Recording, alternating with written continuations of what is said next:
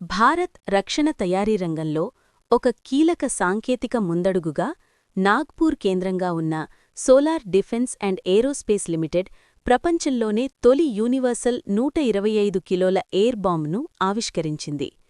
ఈ వినూత్న ఆయుధ వ్యవస్థ ఒక గొప్ప సాంకేతిక దూకుడుగా నిలుస్తూ నాటో ప్రమాణాల పాశ్చాత్య ఫైటర్ విమానాలతో పాటు రష్యా మూలాలున్న ప్లాట్ఫాంలతో కూడా నిరవధికంగా అనుసంధానమయ్యేలా రూపొందించబడింది.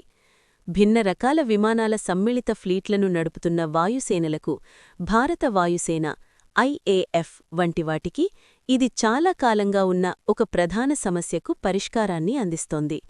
చరిత్రలో సస్పెన్షన్ లాగ్సు, రిలీజ్ మెకానిజంలు, అవియానిక్స్ ఇంటర్ఫేసులలో తేడాల కారణంగా వేరువేరు విమానాలకు వేరువేరు బాంబ్ వేరియంట్లు అవసరమయ్యేవి. దీనివల్ల డూప్లికేట్ నిల్వలు ఏర్పడి ఉత్పత్తి, నిల్వ, లాజిస్టిక్స్ మరియు నిర్వహణ ఖర్చులు గణనీయంగా పెరిగేవి. సోలార్ యొక్క ఈ యూనివర్సల్ బాంబ్ అనుకూల అంటే ఎడాప్టివ్ సస్పెన్షన్ మరియు ఇంటర్ఫేస్ ఆర్కిటెక్చర్ ద్వారా ఈ అడ్డంకులను అధిగమించింది.